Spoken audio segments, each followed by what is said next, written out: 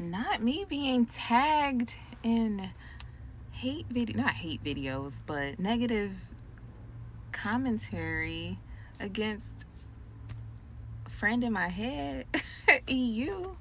I am so, I am so, like, I just saw it. Like, I was just on YouTube and I was just going through my notifications and I saw where I had been tagged in 3 different videos in connection with Exoticals United.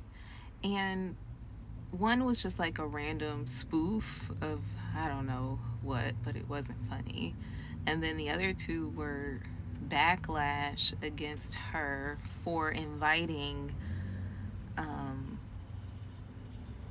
essentially for inviting monoracial women into her space, into the space that she's creating.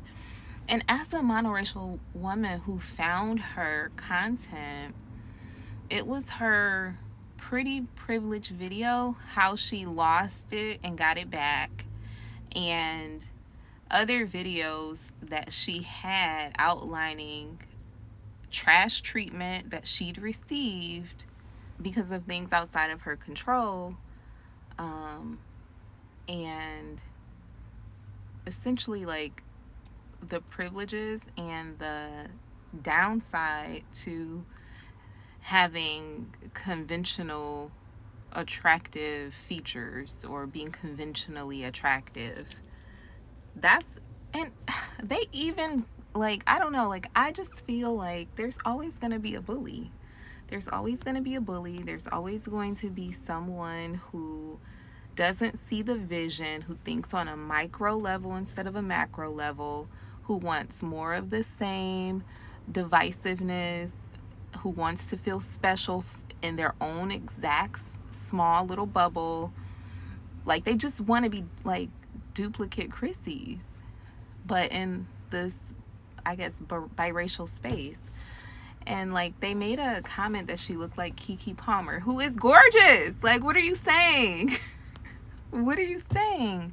And she plays, like, in her video, she shows so many different types of beautiful women who are able to relate to her experience because of being conventionally attractive. And if her channel was talking about being a conventionally attractive woman of color, and then she just happened to mention her mixed ancestry or being a biracial woman, black and something else, would it be a problem? Like, I was just really shocked because I love her and I felt seen and heard by her. And I think, if I feel like if you are mixed race and you are conventionally attractive, you understand her content. If you are conventionally attractive and monoracial, you understand her content. Because if you are monoracial, there's some reason why you ended up listening to enough videos to be familiar with who she is. And I don't want to just say like it's because you're light skinned or because you're monoracial with non-traditional black American or African features. I don't want to make that assumption, but that's my case. Like, it's my case that I feel like a lot of the smoke I get has more to do with just how colorist black people are against each other. And I was just able to skate like as a young light brown girl who fell in the middle.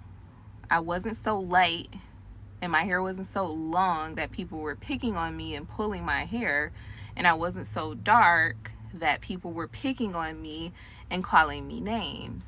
Either way, like, I was just comfortably in the middle. But once you grow up as a light brown skinned woman, it's pick a side. It's pick a side.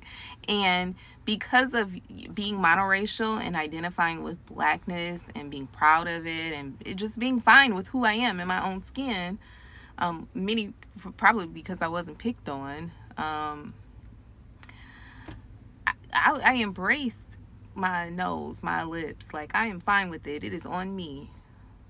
And I don't need a lot of, like, I feel fine in my own skin. But with that being said, like, identifying with blackness and having a darker skinned sisters, it made me more sensitive to colorism, even though it wasn't impacting me. And the flip side of that was, um, because I wasn't darker skinned, even though I'm over there identifying with the plight and supporting, like, just don't, like, it's certain terms I don't even use because I just find it ridiculous, you know? But my experience was jolting in the real world, like post high school, because I was treated sight unseen in many instances like I was experiencing privilege. Oh, you know, like that whole light skin conversation. What would you know? And it's just like, if you're seeing yourself as light brown or even darker,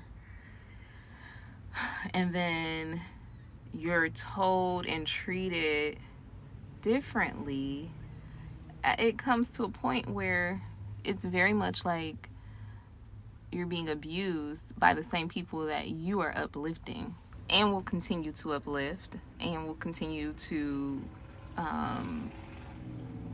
just, like, I made a video today about, like, I'm never gonna trash the home team. However, there is a pattern of negative behavior directed towards me, and it's not all black women, it's women of different races, but you're gonna experience it the most from whoever you're around. And yeah, like, I don't know. I was really shocked to see myself tagged and to hear that the perception was that she was pandering to black women because she was trying to create a community of women who were coming together because Chrissy told us to get out. Chrissy said, get out if you are. She said, listen, even if you're a dark-skinned monoracial woman, if your daughter is not light-skinned and unambiguous, keep her out our spaces.